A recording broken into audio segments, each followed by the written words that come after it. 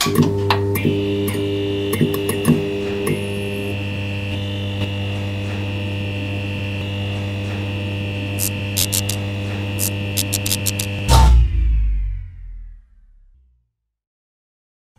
alhamdulillah, wassalatu wassalamu ala rasulillah, amma ba'd. Assalamu alaikum wa rahmatullahi wa barakatuhu.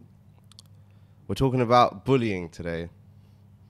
Can we start? Yeah, I'm ready. Yay! Okay, no, actually fine.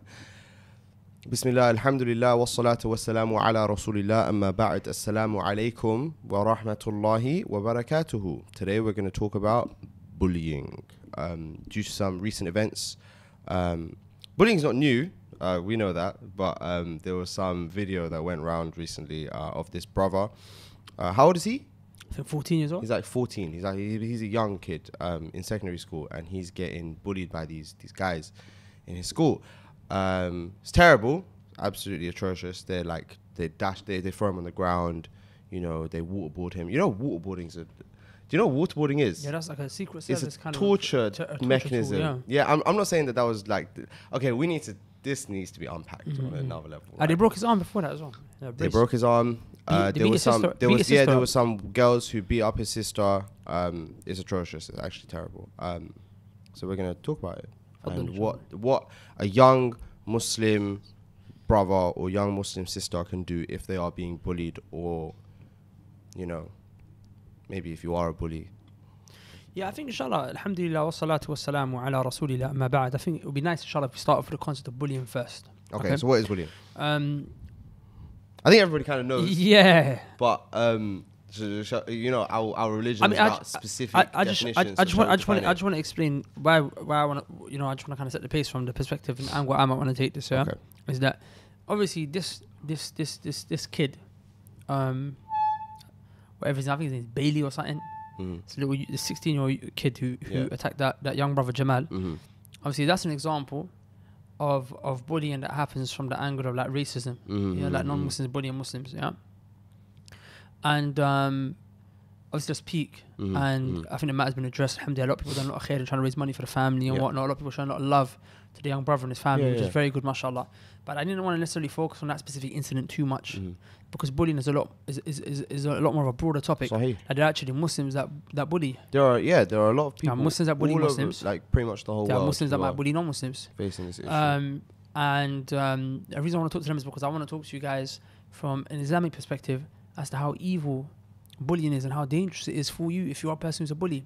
The non-Muslims, if they're listening, I mean, this for you as well, if there's any non-Muslim bullies out there. But at the end of the day, I'm going to be giving you ayat and ahadith from the Quran and the Sunnah of the Prophet ﷺ, so they might necessarily not take that, even though they should, because it's upon them as well. But the point is, right now, we just want to talk about bullying in general.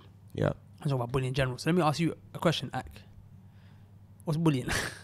I'm assuming. Okay, so from your perspective, like let's start by trying to define it first. The kind of school I went to, actually, wait, let's not get into that. But the point I'm making is, there's people who might have a tendency to be a bit more, picking on other people in a sense where they might be a bit controversial. They might try to offend others. But I don't know where the line is to say. Well, we'll talk about where the line is to call it, whereby after you cross it, now it's bullying. I think bullying is where a specific person is targeted, because you can't bully everyone. You have to a bully is a specific person, and the person who's bullied is also a specific person. So it's like if I'm picking on you every day, and every day I see you, I barge into you, or I call you a name, or I say something about you, or whatever have you, I turn your friends against you, then that's me bullying you. Yeah. Do you see what I'm saying? So I guess like the general in school culture of people maybe, making fun of others, I'm not sure if we can call that bullying exactly. That's wrong as well. But bullying is specifically when a weaker person is targeted. He's specified. The bully targets him in particular. Do you see what I'm saying? Or her. So that's what I think anyway. I think that's how most people would say it as well. Yeah. I just want to share a perspective on bullying. Go on. A bit more of like definitely, you're not wrong there, but just to kind of maybe give it a bit more concrete, yeah. because you know, like the term bullying. I don't know about you, but in my mind, it doesn't have a negative connotation. Okay. Like, do you think like someone evil when I think of bullying? No, I don't think of someone evil, but I think of sad stories of. Shall I tell you what sadly? I don't know, maybe on. because it's important words. That's why I want to start off with the definition first, because like I personally feel that the word bullying, it doesn't actually. It actually is a word that doesn't actually reflect how bad it is. How bad it really is. Okay. Like I agree. for example, if you call a man gay, like, what does gay mean?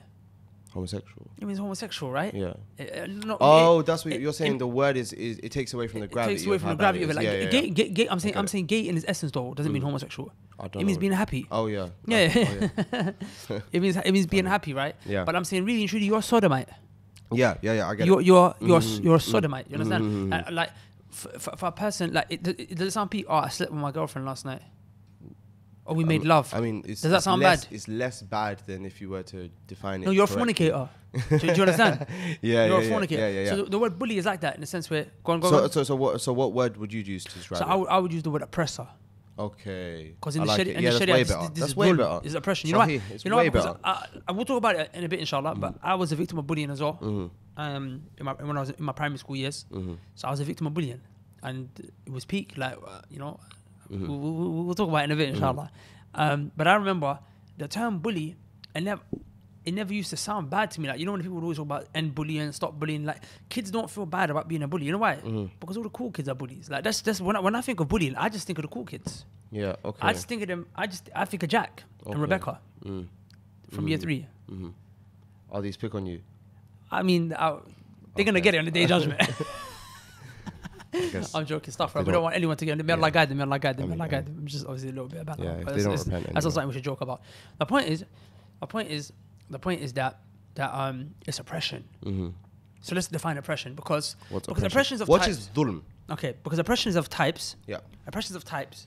If bullying is a type of oppression, if we can't actually pinpoint exactly what bullying is, if we pinpoint what oppression is, stay away from all types. Okay. Because you're going to see how peak oppression is in a second. Oppression is, I'll give you 2 definitions for it that the scholars, the ulama, they give. They say, وَضْعُ الشَّيْء فِي غَيْرِ مَوْضِعِهِ. It is to place something, to do something at a time and a place where it shouldn't have been done. To place something in a place where you shouldn't have placed it. Okay? In other words, for example, if I do something to you at a time or a place in a way that you shouldn't have been receiving of that from me. That's one definition. That's actually a very good definition, but I think it might be a bit too abstract. Excellent one. That's a brilliant. But it might be a bit too abstract. Yeah. So let me give another definition that some of the ulama give. Okay, oppression is basically you infringing upon someone's rights. Yeah, there we go. By either adding something on top of them or taking something away from them. Good. So, for example, taking your money, or we'll be adding something. For example, like. It could be anything. I think people know what I mean, right? Either you take away their rights or you overburden them. If you take away from them or you overburden them. Okay. Now, for example, a bully will be a bully. Say, "Give me your money," and take away from my rights. Okay. A bully will be a person who says, "Hey, carry my bags." Shut up, carry my bags. He's adding. He's not taking away from you. He's adding. He's overburdening you. You get me? So now, sometimes you're insulting someone. What are you doing? You're taking away their honor. You're taking away their honor. So you're taking away their dignity away. Do you see what I'm saying? Sometimes when you mock someone, you take away their honor, you take away from their self-esteem. Do you see what I'm saying? When you beat someone up, what are you doing? You're overburdening them. You're adding something to them. You're pummeling them. Do you see what I'm saying? I guess we could call it anything that violates the maqasid Sharia. Allah Alam, I don't want to go into that in a sense where that's not something I've it might be. It might be, but I personally don't want to say a statement that I haven't encompassed prior to this because I don't want to say it from that. But like in the Sharia, another thing that is considered dhulm. I was gonna go on for a tangent because we're talking about the concept of bullying, so let's leave it there. And wallahi, it's something very dangerous, man. It's something very dangerous because the narrations and the ahadith that talk about the danger of oppression.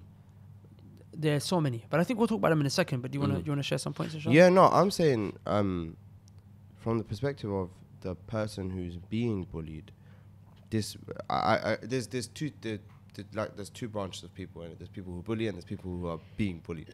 And I don't think the people who are bullying are too interested. Does that make sense? It's dangerous, yeah. As in, it's bad thing. On the day of judgment, they have to listen. But and the other thing is, it's possible to be a bully even when you're not in school. Like you could be bullying your little brother. Yeah, I think there's people. Sometimes people bully in the masjid. Yeah. Yeah. Yeah, they do. Yeah. Mad. Okay, go on. So I want to talk. What I want to discuss is the practical ways that you can escape being bullied. And I think you want to talk about that as well. You want to jump straight to that? I mean, it would be nice. Well, you want to talk about how bad it is. Yeah, I just want to scare these bullies for a bit, then I give you my own personal story. I don't know if my way. I'll be honest. I don't have the answers to how to escape bullying. Mm-hmm. I can mention some things, inshallah ta'ala. I don't have the answers though. I only know my personal story, and I personally don't know if mine is best. But maybe you could share. Have you been bullied? No. Never? No, I not as far as I can remember, no. Are you sure? I think so. That's what I'm saying. I was never, like, there was, in my secondary school, there was a constant culture of continuous roasting. Everybody would just roast everybody else. So I'm not sure if there was like if I was specifically targeted. And in primary school, I didn't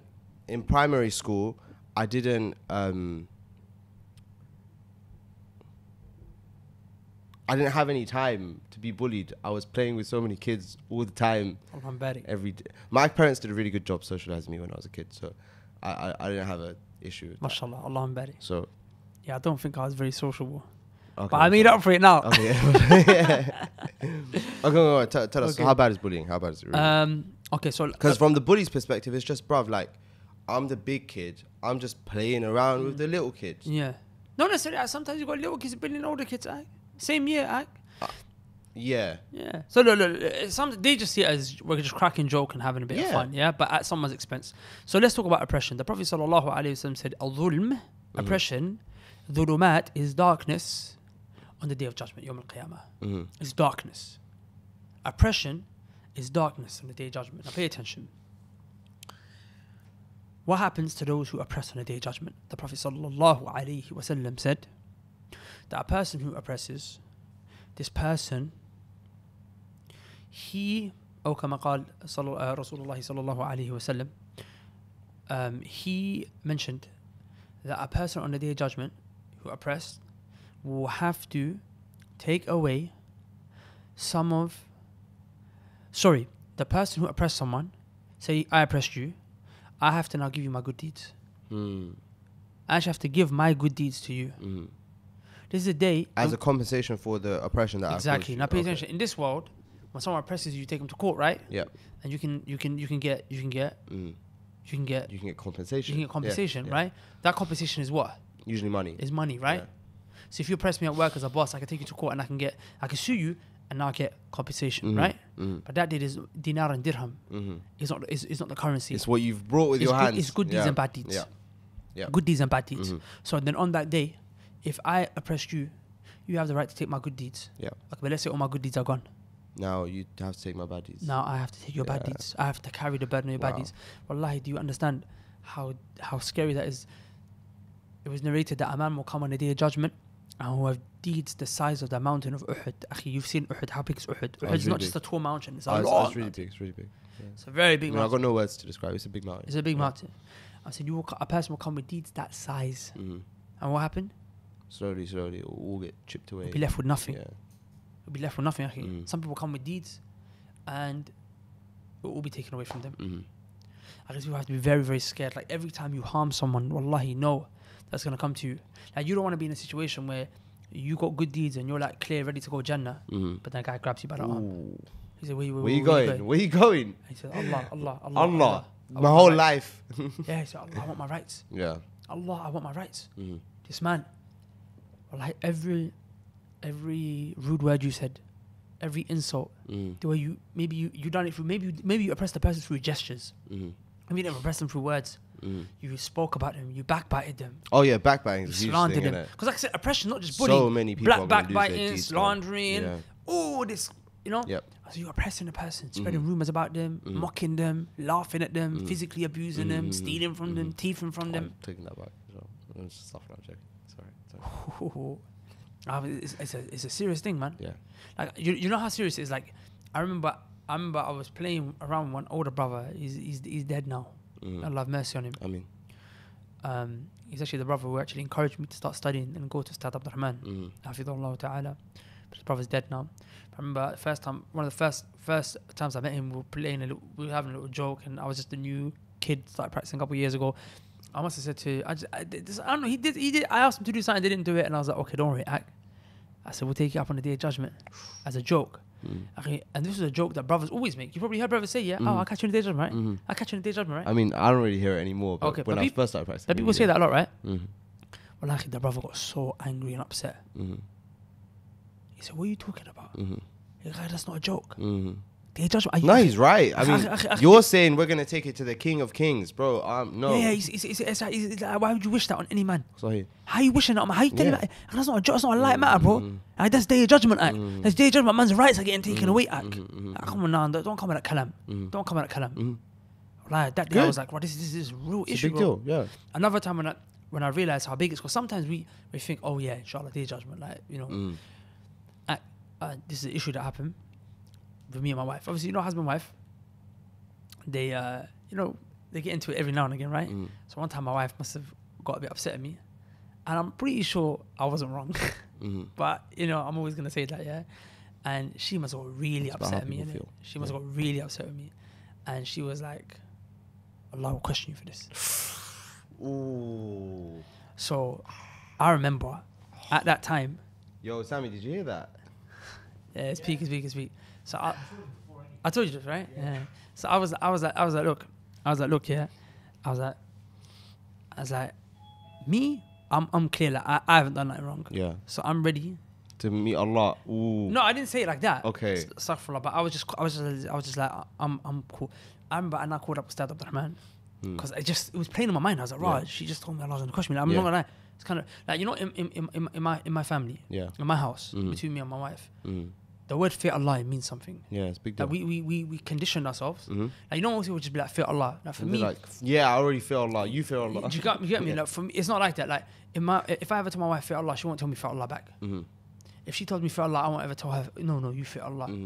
Even if I'm right, I have to stop now.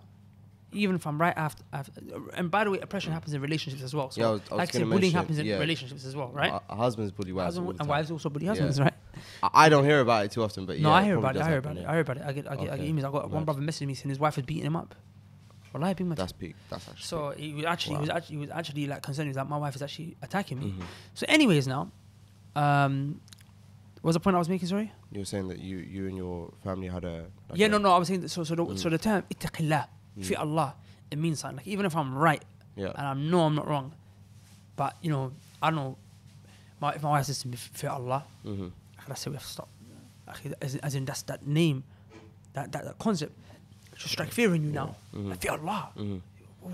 It's true, I'm supposed to fear Allah. So, you know, it has to be like that. So when she said that to me, it was playing in my mind, and I caught up with Sam, and I remember I was walking along Hounslow High Street outside New London College. You know what the college is? And I was walking towards New London College or away from it. Okay. And I was like, Ustad, basically, like, so my wife said, like, what do you think that I should do? Like, because real talks, I'm not trying to take this up on the Day of Judgment, right? So he was like, he said, Imran, just seek forgiveness. Like, as in, is it just like, bless it. Yeah, bless it. I was like, but Ustad, I've never done it wrong. He was like, act. He didn't say act, sorry, but he said, Imran, he said, that's something that no one wants on the Day of Judgment. That's something that you don't want to risk it. Like, you get pulled up on the Day of Judgment. Because he said... Your wife loves you today, but on the Day of Judgment, bro. He said the dua of the oppressed. No, but the believers, the people of piety, they are... Inshallah, they will love each other on the Day of Judgment as well. So, what did he say? He said the dua of the oppressed, wallah, is responded to. So, I was like, yo, babe, I'm sorry. I'm sorry, babe. Please, you don't know.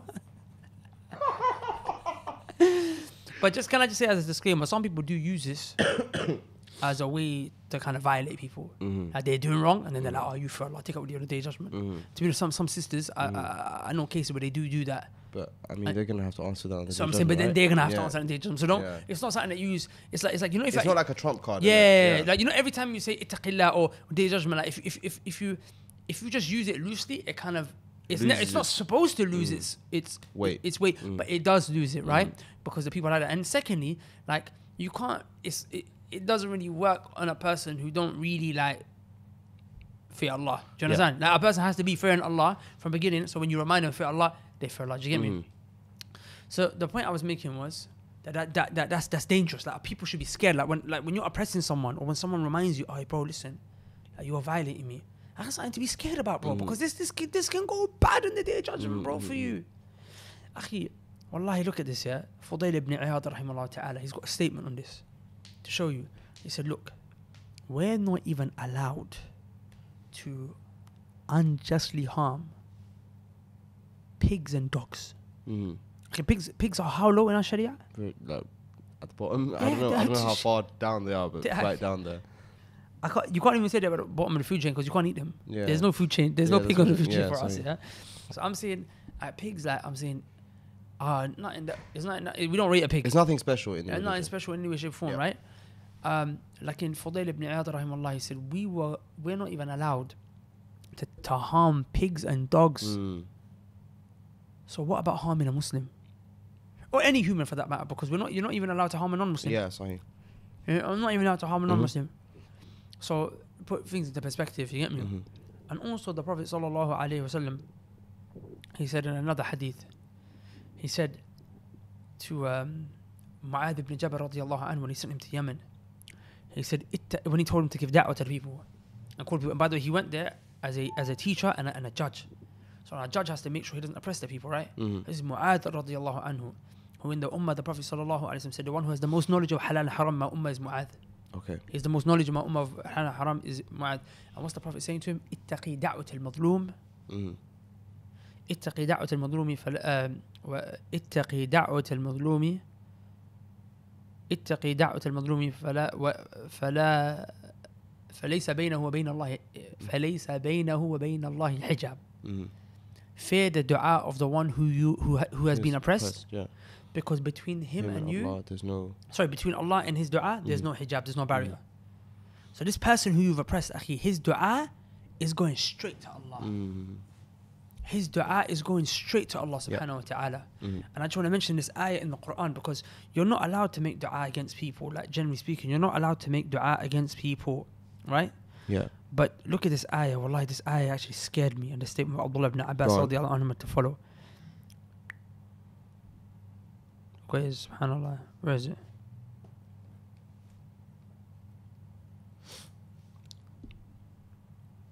Look what Allah Azza wa Jal said. He said, لا يحب الله الجهر بالسوء من القول إلا من ظلم وكان الله سميعا عليما.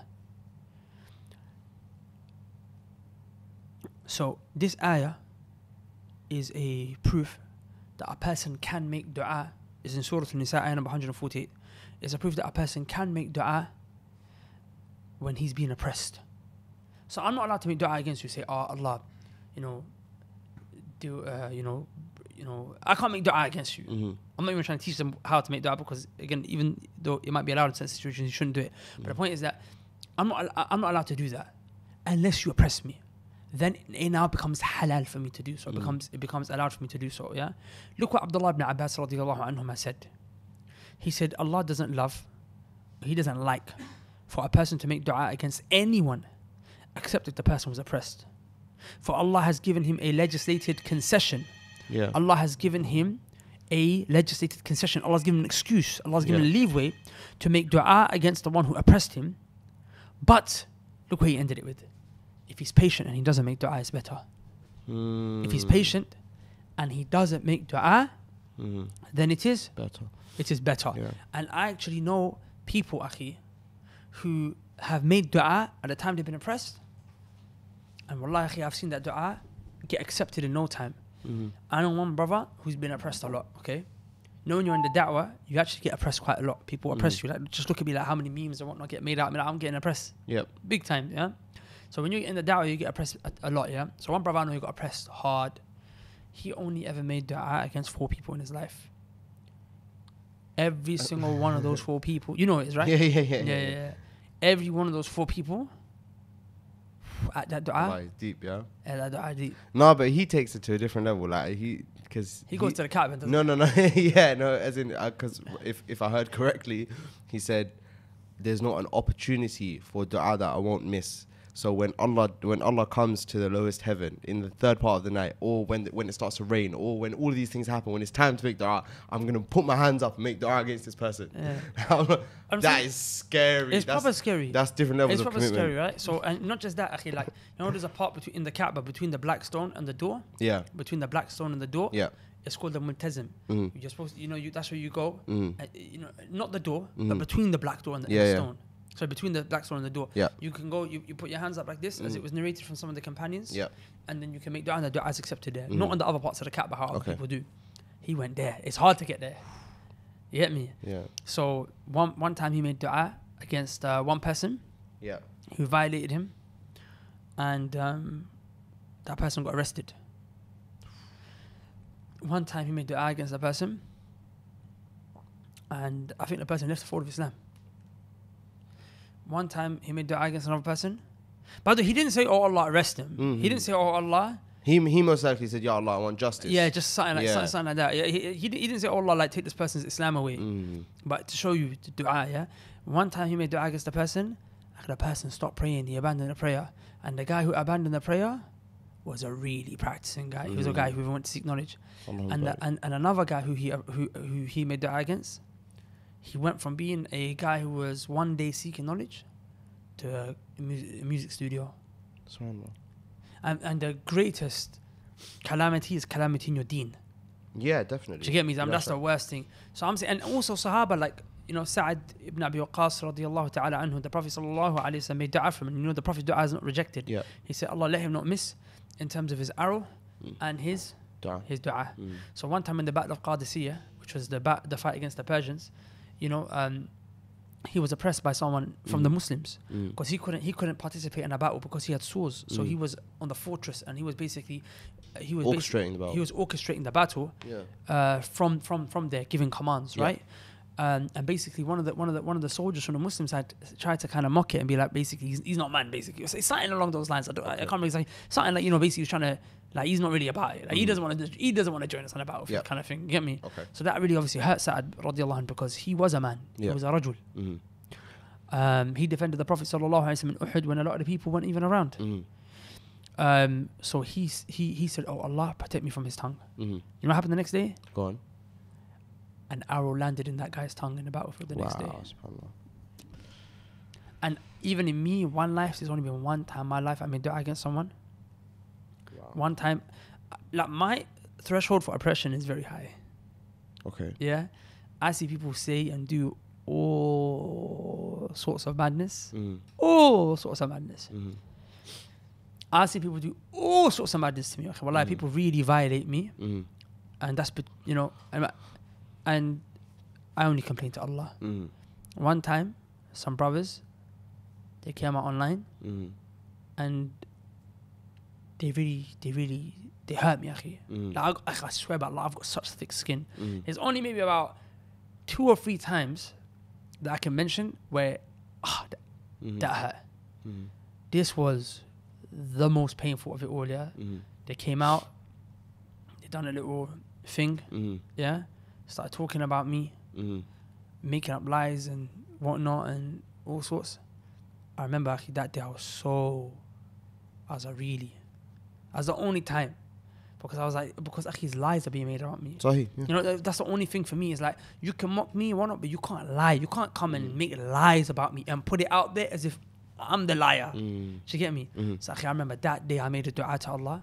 I didn't even necessarily even make it against him. I just said, Allah, today, Ya Allah, today they hurt me, Ya Rab. Allah, today I felt pain. I said, Allah, please, I'm begging you, one way or another, Allah, bring me justice. Today, Allah, please, today I felt pain. And I remember I made that dua with my heart. You know what's peak? Go on. Yeah, man. Then something peak happened after, innit? Something peak happened, yeah? Something peak happened. I'd rather not say, but one of the guys. No, it's okay. Yeah, we've spoken about it, it's alright. I'm just saying something peak happened to him. Something peak happened, innit? Unfortunate. Nonetheless. But to tell you the concept, innit? Like, Yeah, as in the idea of be scared if you're a bully. Be scared if you're an oppressor. Also the concept of be patient at a time of oppression. It's better for you to not make dua against the person. But the point is that this is not a joke. Sorry. Do you get me? Like even you know, some people like, you know, this is a bit going off top from oppression, but like, you know, like drug dealers who sell drugs to people. You know that person's mum who you just sold drugs to, that kid, or that person whose life you've destroyed, you know his mum is probably making dua against you in the last day of the night, saying, Allah, the guy who's selling my kid drugs, Allah destroy this person. Yeah, wallahi. I'm saying, wallahi, it's something to be scared of, man. It's this bullying thing is not a joke. It's funny, you know, I think all people have like a little voice inside them that reminds them, you know, this is probably not the right thing to do. It's there somewhere. Someone's there, you know. Or like some people, I don't feel like they even have that voice. No, I think they do. It's been so silent for so long. They just haven't really been able to hear it.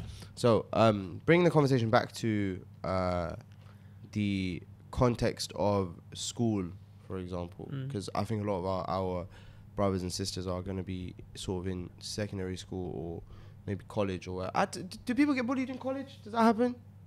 People get bullied everywhere, man. I know, but in college, there's degrees of bullying. Like, of course, I think bullying happens. I'm talking about, because my like take on this is more from the angle. It's more to people who are less discovered. They haven't really unlocked themselves. Bullying takes different forms. So it's like when you're like 14, 15, 16. Well, actually, to be honest, when you're the secondary school ages, so 11 to like 16.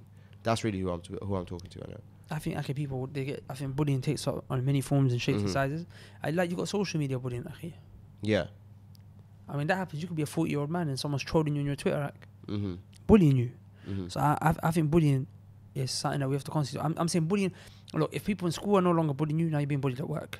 Okay. If you're not being bullied at work now, it might be that your husband's bullying you. Okay. Or it might be that, you know, like people bullying. Okay, so what do you think the solution to that is? Like I'm saying, okay, look. One thing, just generally, I'm not necessarily talking about school kids here, but I'm just talking about generally oppression. One solution to oppression is patience.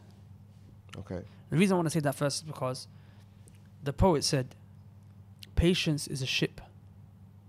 Whoever sails it will always reach his destination. Okay. In a sense where patience is something that if you manage to tap into it, get into patient mode, this storm is always going to pass. The tornado will pass you and you'll stand strong.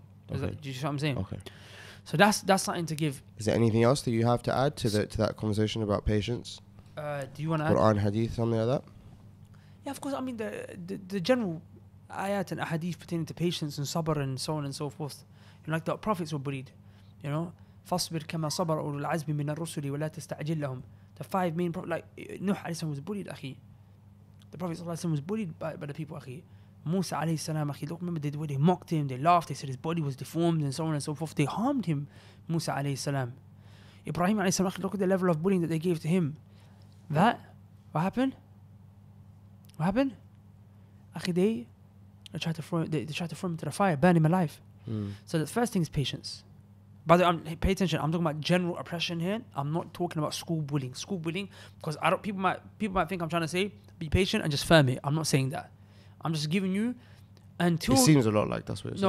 But I'm giving you certain foundations that should always be there, and then I'm going to tell you what I did to overcome it. Okay. So I'm going to give you a practical solution, but there are certain spiritual things that you need to do prior. Does that make sense? Okay. Certain spiritual things that are there, because it will aid you, because I might give you a solution, it might not work for you. Let's be real.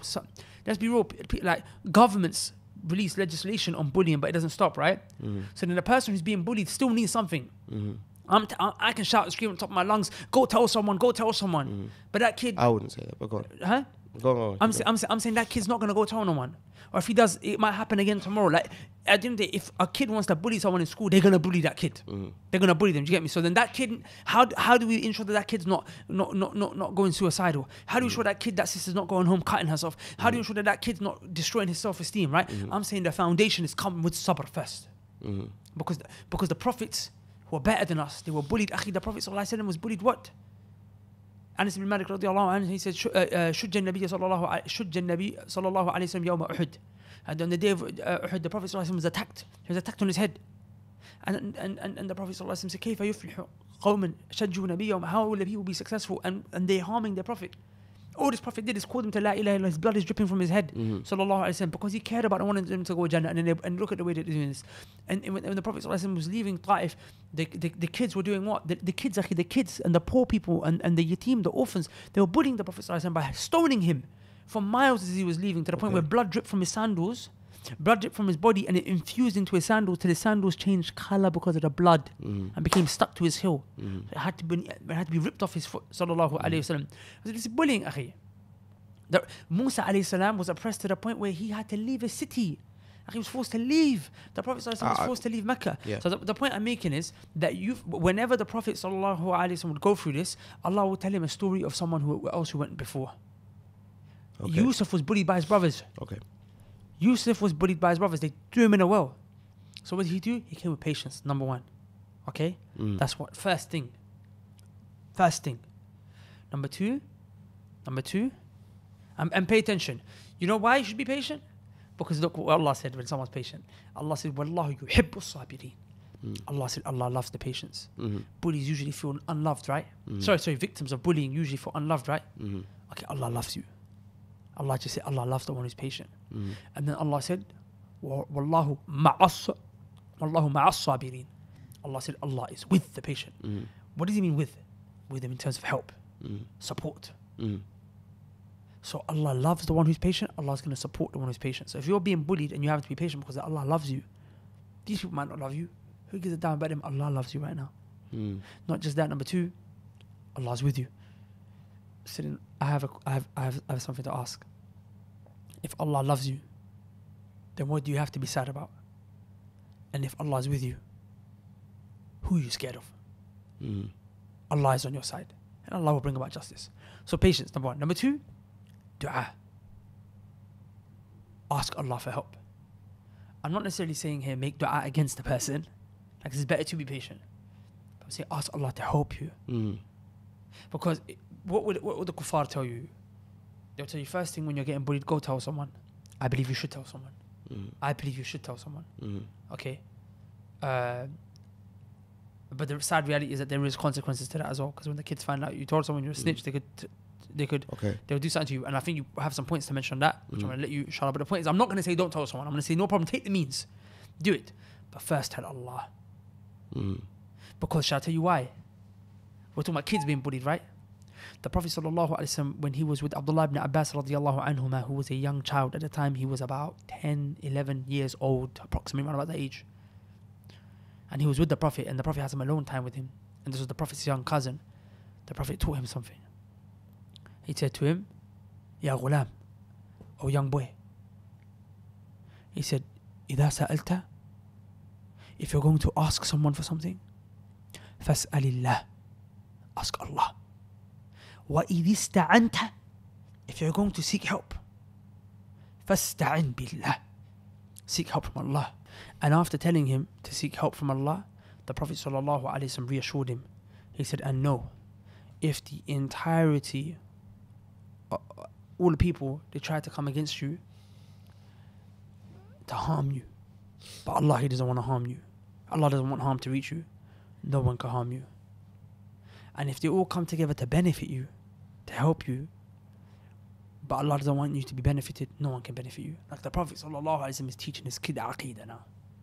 So the first thing is you need to teach your children the aqidah and tawheed. This enemy right now, this person, Allah subhanahu wa ta'ala can take this away from me any second. So these are the two foundational things that I would mention. Sabr and dua, calling out, begging to Allah, Allah help me. You teach your kids that, wallah, you teach them tawheed, you attach them to Allah, and who better to solve that problem than Allah? Because I'm telling you, I've tried this thing of telling teachers. I'm not saying don't tell teachers. I'm not saying don't go seek help. It would be stupid of me to say don't go seek help. But it's not really that effective. Kids, they found out you snitched. Okay, I'll meet you outside. So what are you going to do? Expel the kid? No problem. The kid gets expelled, moves to another school. He still punch you out or stab you or whatever else he wants to do. Do you see what I'm saying? So the reality of the matter is that if you ask Allah and then maybe you go tell someone after, you've got more likelihood of that being accepted. We can talk about practical solutions in a second, but do you want to add anything? No. Okay. You seem like annoyed at what I'm saying. No. You sure? Yeah. You agree? Mm-hmm. Oh, okay. It's awkward now. I don't know what to say next. No, keep going. About what? You were going to mention something else. About how I ended up overcoming bullying. Go for it. Okay, so like I said, I'm not too big on practical solutions. Mm-hmm. Maybe as in I don't know many. I only know my life story. I only know what I went through. But maybe you could share and give some. Maybe we could have a discussion. We could open a discussion for people to try and find some solutions with regards to this. In fact, some ideas just came to my mind. But I'll tell my story first, yeah? So me, I was like, I was a young kid, yeah? As you are when you start off as a kid, you're young. And like, you're looking at me bit serious. I feel a bit paranoid. Is that wrong? Keep going. You sure, yeah? Yeah. Okay. So I was, as a kid, when I was, it was weird. Like, I was 100% going to be a kid who was going to get bullied. I just didn't know it. Now that I think back, I'm like, how did I, like, I mean, I understand now why these people, they bullied me. Because, like, I was born in the UK, but I could never speak English until 5.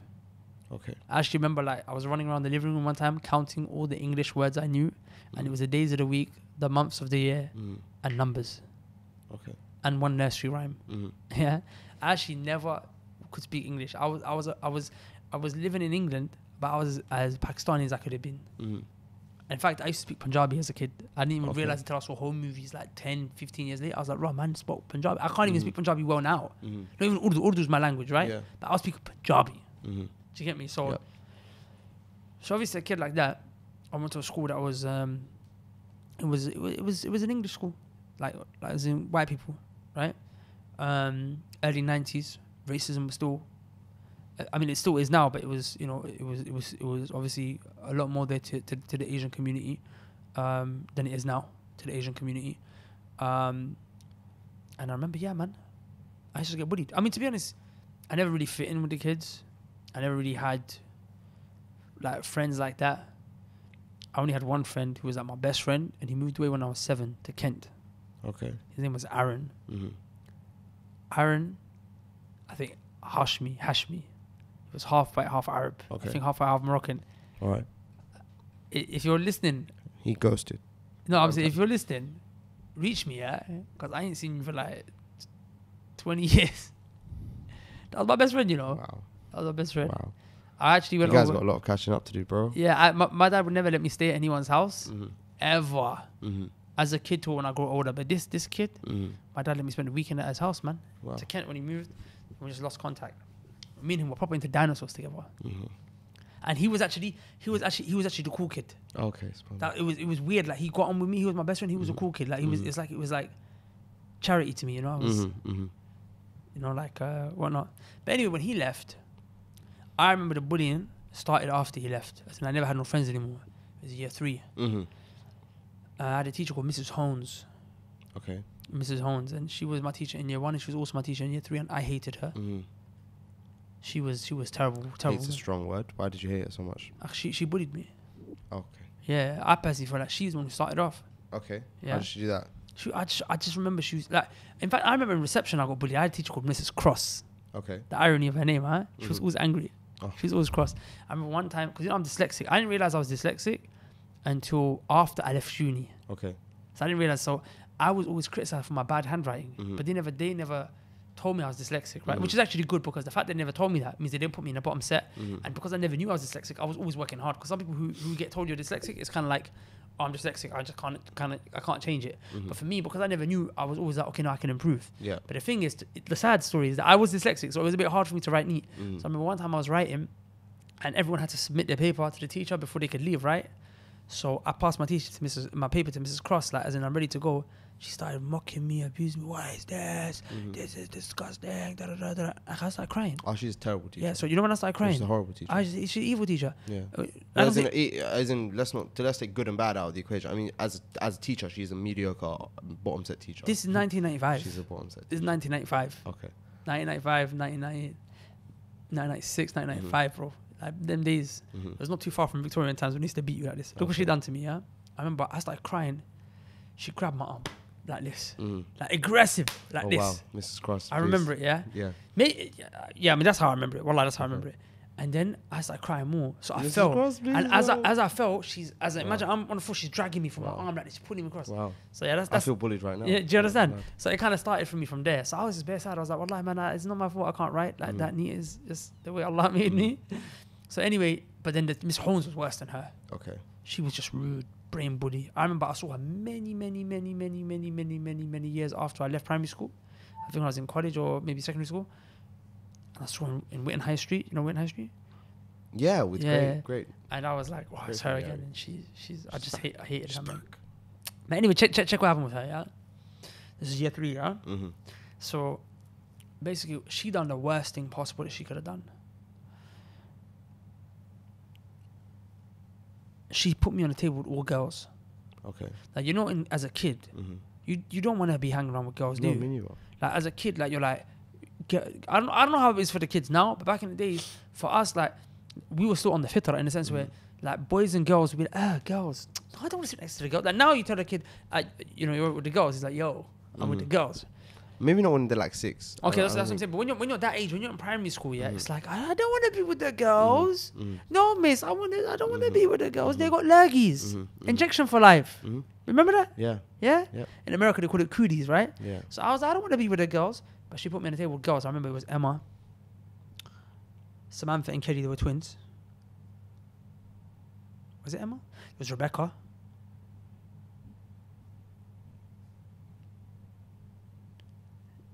Laurel? No, not Laurel.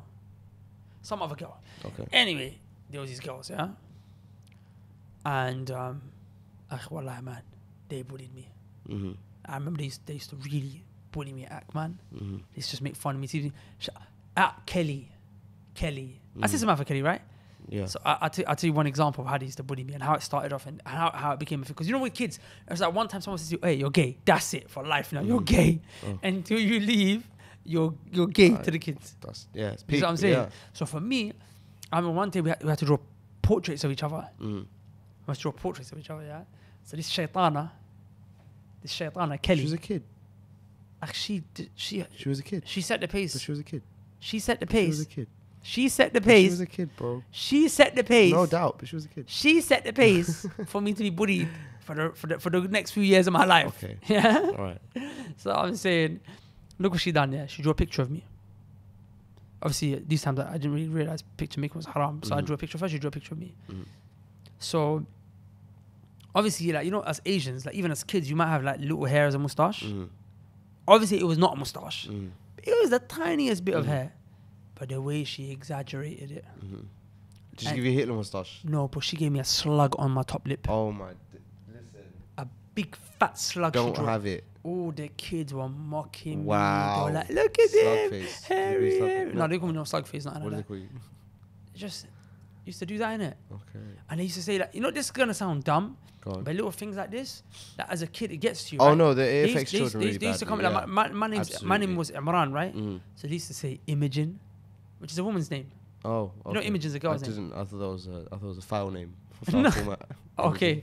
No. Like, Imogen is like an English girl's name, yeah? And then they used to call me Imran.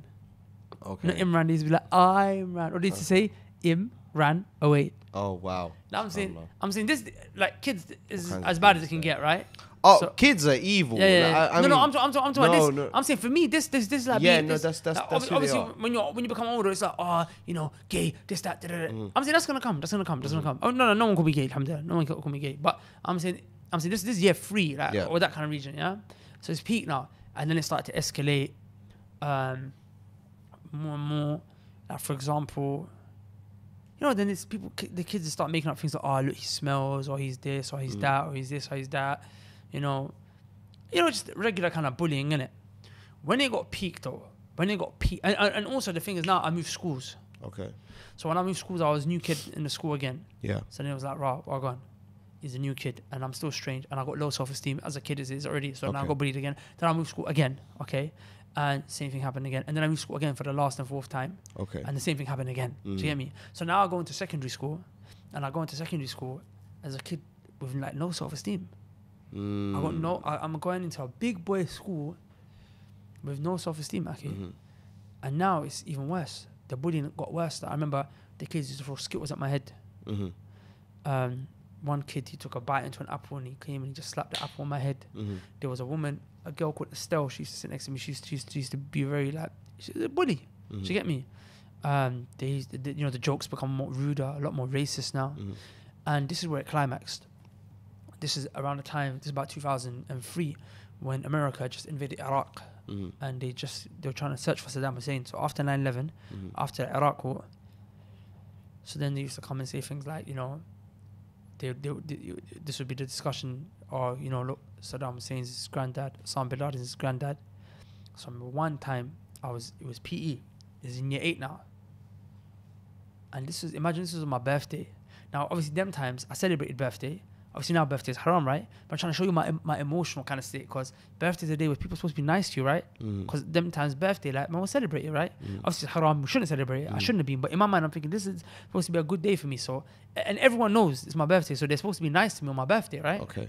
It's a day you're supposed to be nice to me, right? So PE now, and I didn't have my kit that day. So me and this other youth we're not playing, we're not doing PE, we were just kind of walking around or whatever have you, yeah? So the discussion must have come on about Iraq and Saddam Hussein and whatnot and all that kind of kalam. And next thing you know, I go to the PE changing rooms, because you leave your bags there. Yeah. This is when everything ends and everyone's getting changed. And this is in February, year 8, yeah? So I go up, pick up my bag, and just chatting to some of the kids. As I'm leaving the PE change room, so as you come out here, so this is the change room section. There's a toilet section, and you come out here, and then you leave. So as I'm coming out now, and I'm about to literally move, next thing you know, I've never been in a physical fight in my entire life. You know this, right? Oh, okay. This youth just comes, boom, dash me into my face. He hit me again, boom. And he's just throwing a flurry of bangs to my face. He's throwing a flurry of bangs to my face. And my head, boom, it hit the brick wall. When my head hit the brick wall, I went dark for a second. I couldn't see. And I used to have like neural problems. Like I used to have a lot of headaches in my head. Okay. So I used to have to go to neuro specialists as a kid to work out what was the reason I was getting all these headaches and whatnot. So okay, there's the way this. So I'm saying sometimes you might be bullying someone, you don't know, you might have medical illnesses and what, you know what I'm saying? The way this kid licked me in my head, akhi. Wallahi, his punches, I remember till today, they didn't hurt me. Wallahi billah, till today I remember his punch, because I remember he was throwing a flurry into my face. He was throwing a flurry into my face, but it didn't hurt me. What hurt me was I slipped off balance and boom, my head hit the wall. Yeah. And then I couldn't see. I remember I was like this. Okay. I couldn't see. Then I don't even remember what happened after. All I know is that next thing I know, I'm with teachers and whatnot, and so on and so forth. So now check what happened. I go back home now. Like I said, this is different now. I don't know if people are going to rate this, but this helped me personally. I don't know if people are going to rate this, but this helped me personally. I came home. My dad saw a scar on my face, under my eye. He said, what happened? Teachers had already called, or my mum had told, or he already knew, but he was asking, what happened? I tried to kalam it. He said, no, someone hit you. He said, I just want to know one thing. Just one thing. Did you fight back? Did you fight back? Did you defend yourself? But I was like, no. My dad was like, what kind of a son am I raising? What kind of a son am I raising? Because I do not mind if you come home with black eyes, busted face. Just, my son needs to stand up for himself. Beautiful. I'm with him. I'm with your dad. Do you understand? I'm with him. My son is as in so far, I'm with him. Yeah, my son. And I know a lot of people are going to have issues with this. And I'm not telling people. I don't think people should have an issue with it. No, you know why? Because they're going to think I'm encouraging people to fight in school. I'm not. But in a time when you're being beaten up, you're being attacked. Okay. My dad always told me, never start a fight. Yeah. He told me never start a fight. Okay, he's right. If a man put his hand on you, defend yourself. So I'm 100% with that. A lot of parents do this really badly, but that's right. And I'll tell you something. My dad put me into martial arts. Because my dad was the same, by the way. He was the same, my dad, yeah? my uncle, my grandma, they didn't have it. I have a similar story. So I want to hear your story in a second. Okay. So check this now. Me, I am my dad put me into karate from 5. I could fight. That's really important. I could always fight. I could always fight. That's when my dad used to look at me. I used to go to tournaments. I've got medals. I used to lay man out, alhamdulillah. I used to lay man out. I haven't done it for over a decade now. Fully out of shape. But the thing is, when I was, as a kid, I was sick at karate. My teacher used to call me the tiger. You know, for a little you, it's like, right, the tiger's here. I'm like, yeah, the tiger's here. But I was one sneaky tiger. The point is that my dad was just like, why can you not defend yourself? Yeah. Like, you know my brother I told you, the one Aaron, he was a boxer.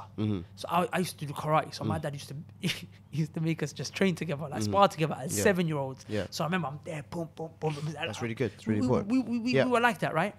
The thing is, he was just like, why on earth are you not standing up for yourself? Anyway, but with that said, my dad also done something else. You know, he took me out of school.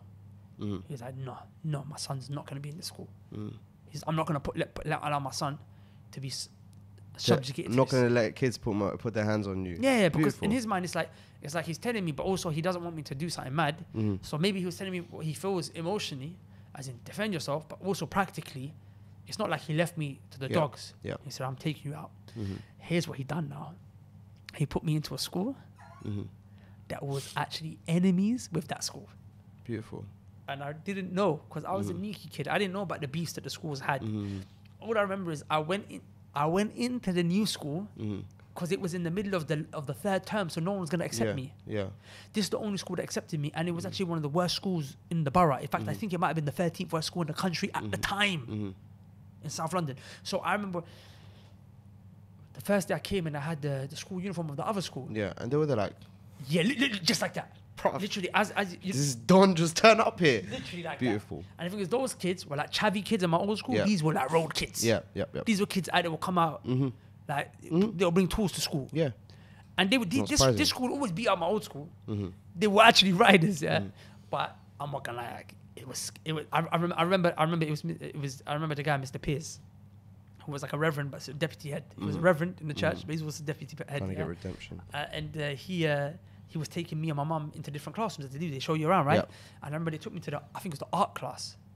I remember it so vividly, akhi. I was wearing my jumper and the logo was there. And as I came into the class, literally, akhi, everyone went silent. Looked at me. I'm thinking, it's normal. Little do I know, these men are looking at me like, right, this up. Just walked in. Next thing you know, this kid, his name was Leon or Leo or something like that. Okay. He's walking into the door. He stops. He looks at me. Actually, no fear for the teacher. He looked at me, pointed to my school badge, mentioned the name of the school. He goes, oh. I'm thinking, oh, like they like my school. Yeah. Oh. No. They like you guys it. Respect it, yeah. Do you know what I'm saying? Thanks, guys. So Friends. now, so the following Monday I started. Cut a long story short, by the first break time. Oh yeah, those kids were itching to get their hands on you. But no, the word spread around the whole school that I was from the school, the up school. Yeah, the word spread around the whole school. Okay. Literally, what I remember was I was in a basketball court. Well, no, just outside the basketball court area, and a mob. Akhi, a mob is coming towards me. Yeah. And it's led by the year 11 kids. Wow. No, sorry, year 10. They wanted to, wow. Mad, the way they were walking up to me. And I thought, I still not, I haven't realized it's intimidation, but because remember, I'm not from the streets. Like, wow, they're here to welcome you. Did they bring you cake? No, because in my mind, I'm thinking, what is this? Are they going to, hey, new guy? Like, I went to a Chavi school. I never went to a school where there was kids from the roads. I always lived in like white areas or close to like kind of like, chavs or whatever. I never lived on the ends. Do you get me? Okay. I never lived in the ends, if you know what I mean. Okay. I lived in these man's ends, not these man's ends. Yeah. So I never knew to expect or what to, you know what I'm saying? So anyway, this mob is coming to me. This mob. And first thing I know is they asked me, so you're from this school, yeah? I walk on, he said. Yeah. Also, wait, so you thought they were going to be like Sir, we know you're from that school. It's a good thing you made the change. Welcome to the jungle. Yeah, honestly, welcome to the jungle, bro. In my mind, I'm thinking, that I joined you. Yeah. And you know what they started saying? One youth was like, nah, he's a spy. He's a spy. I'm there like, no, I'm not a spy. I'm not a spy. Man was there like, he's a jasus. Get him. Well, they were like, this guy's, he's an undie. He's covered in and whatnot. So suddenly, I don't know, my mind just worked so fast. Okay. I was like, okay, I need to win their trust. Okay. I showed them that I'm in support of them, not in support of that school. So then suddenly I remembered something. Go on. This is Monday. Okay. The Friday of the last week. The Friday of the last week. The same youth that hit me, I remember he got up in front of the class and he told everyone, he said, grab all the wooden rulers from the desks, from the teacher's classroom. Yeah. Take them. They said, if I'm not mistaken, Monday. And there was this particular bus which they would jump on and these guys would jump on. He said, we're going to wrap them up with the rulers. We're just going to beat the hell out of them with the rulers. So in my mind, I was like, were they talking? I didn't know they were talking about them, but I was just put two and two together. Were they talking about them? I was like, wait. I'm not a spy. You, man. I said, let me tell you, I got information for you. Wow. Like I was in year 8. I did not know what was going on. Everyone has to survive. I was not a snitch, I was not an informant, but I did not know. And to be honest, I'm happy that these man, got put in a place in the sense where they were bullying me for years. Do you understand? And these guys later became in Jahiliyyah, my best friends. Of course, I'm not in touch with them anymore because I'm saying, when I said that, the main guy, the year 10 youth was like, okay. If you're lying though, we see you in it. Yeah. So anyway, he kind of dipped. And the next thing you know, them man came back, they were like, raw. You're right. Nice one. My G. You know what I'm saying? Like, because if I hadn't told him, then I would have got wrapped. Now, but the thing is, so now I'm out of that immediate threat of moving into an op school and about to get killed by everyone. Okay. But I'm still that sneaky you that gets bullied. I'm still that sneaky you that is just eventually you're just gonna bully me because I'm just that you, innit? Who just has low self-esteem and whatnot. So I remember now. It started again, man. It started again. I was like, these men are starting on good. I was like, I can't live like I used to some days go home crying, bro. I used to go home crying, wallah. I was like, it's starting again. I remember one you. I just remember what my dad said. I just don't have it, man. And they were not expecting it from me. One you was talking crud. I remember I was outside the science lab. I said, no. What are you saying? Now, come, let's do this thing now. Don't talk to me like that. Yeah. What do you mean? Boom, grabbed him. What are you saying? I'm not saying this is good, by the way. I'm not saying to do this. But I found that by presenting myself forward in that way, they couldn't victimize me because I stood up for myself. Okay. And I feel that people, and I realized, and this is my story, like I said, I'm not here as an expert to tell you this is going to be your thing. Yeah. But when I did that, this is what I saw. I realized that the reason why people bullied me was because I came across vulnerable. Yeah. I came across vulnerable. But when I did that, when I grabbed man, they were like, yo, chill out, fam. Teacher came out. Teacher's name was Mr. Black. He was a South African teacher. I remember he was like, yo, what are you doing? Calm down. Like, and these man saw like this break in front of the teacher. He's just grabbing man. You see what I'm saying? So everyone was kind of like, I remember some of the kids, they come up to me, they were like, rah, yeah, man's a bit mad, you know? I was like, rah. But then something really bad happened after that though. Go on. I didn't become a bully. Go on. But suddenly I became a very angry kid. Okay. I feel like all of that anger that was suppressed in me, it started to come out. So like anyone who looked at me and said, hey, who you looking at? But don't ever look out. Who you looking at?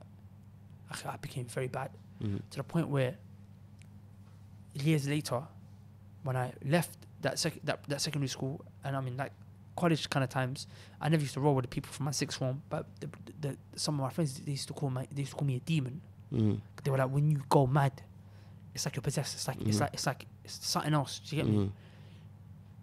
And I think that was due to the anger that I had inside me, and I used to have severe anger problems, and that just took me down. And that's when now my jahiliyyah started. One, because I had bad friends around me. These guys were all from the roads, and I'm also an angry kid, and blah blah blah, and then music, and the thing is, it led me down a bad path. So even though I kind of got out of it, but it was still problematic. Do you see what I'm saying? Because I had to become someone that I'm not like, you know me. I'm a nice kind of easygoing kind of guy. Like I like to just chill, crack, joke. But then I felt that I had to be this aggressive guy, so you don't take the mick out of me. So I remember my first day in sixth form, when I went my first day in sixth form. It's a new school now. So all I knew was every time I go to a new place, I get violated. The last time I came to a new place, I let man know what time of the week it was, so you don't talk crud to me. So I was like, calm, sixth form. I have to do the same thing. I have to let you know what time it is. I have to let you know what time of the week it is. So actually now, I got into 5 altercations in my first 2 weeks in sixth form. Okay. And sixth form people don't really do that. Yeah. When I went to uni, I did the same thing. I'm in uni, I was walking around like I had a chip on my shoulder. Who's looking at me? Who you did? Come here. One guy's talking crud. Like, not going into it, but the point is that I became like that. You see what I'm saying? Until I started practicing, and I realized, bro, you know what? Yeah. You know what? You don't have to be like that. You could just be a nice person. But you know what the balance was? It's the lack of confidence. That I never had confidence in myself, and then you come across vulnerable.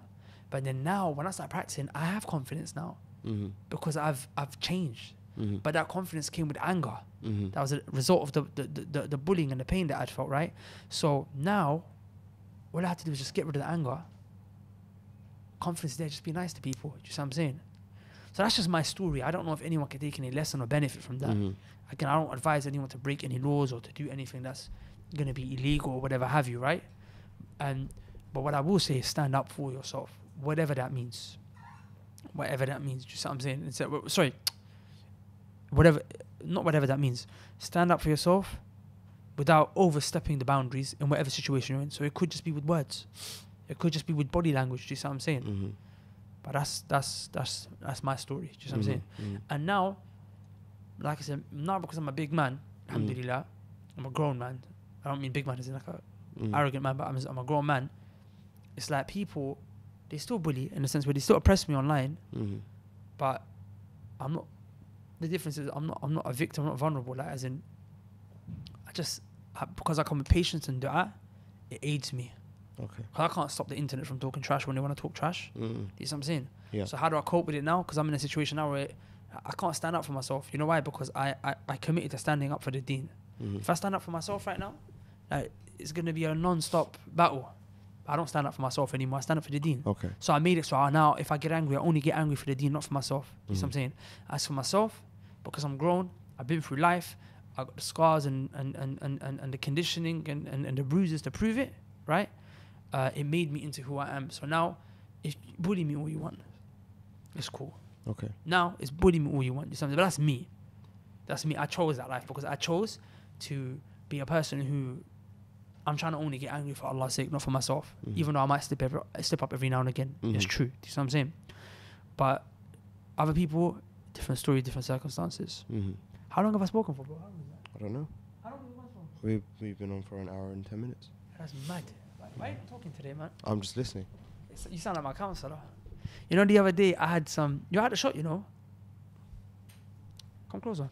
You know, the other day, yeah, I actually had a madness. I was actually feeling really, really down about something. I hadn't felt that down in like a decade. And I was like, I need some advice, yeah. So I was just chatting to this guy. And I was just chatting. And he's doing exactly what he done now. he's just like this, looking at me with bare concern like this. Okay. And in chatting to him, suddenly I came up with an answer. But it was like he gave it to me even though he never spoke. No, I did speak. I held your hand to that one. It's okay. You don't know. You don't know, yeah? This is a technique. Yeah. He's subconsciously just... kind of. Sort of. There's a technique. Okay, look. So I was never bullied in school. You're out of shock at peak store. Where's Sod? I don't know. Okay, look. So I was never bullied in school. The brother below me wasn't bullied in school, but the brother below him, my brother. So he's 13 right now. He was bullied in year 7. He's in I think he's in year 9 now. I think he's in year 9. I don't know. He's somewhere in the secondary school journey. We'll talk about that later. But so when he first started, so he in our family, everybody's a bit extroverted.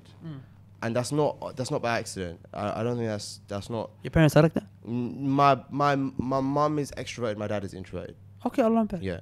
So, but basically the point is my parents chose to socialize us in a way where we had confidence from very, very, very young, extremely young. So we're not scared to voice our opinion. We're not scared to fight if we have to. We're not scared to stand up for ourselves. We're not scared to stand up for each other. So whilst we were in school, there was no like bullying or anything. The other thing is in secondary school, nobody could bully me because my school and my house were right next to each other. You know, when you have a back garden, you have a fence, and some people have a school behind their fence. My school was behind my back garden fence. So you can't really bully me if you know where I live. Basically, the threat or the imminent threat of if I bully this guy, there's repercussions was immediate. Like back in those days, his brothers are there, his dad's there. His brothers are there, his dad's are there, his cousins. dad there, cousins.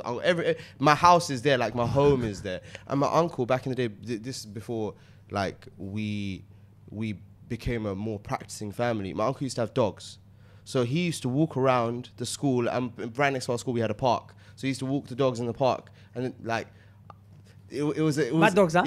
Yeah. My uncle used to have American pit bulls, so it used to scare all the. And so because we grew up in a like a bit of a mad society, that was a big power play for a lot of kids. They were like, well, okay, so that's his.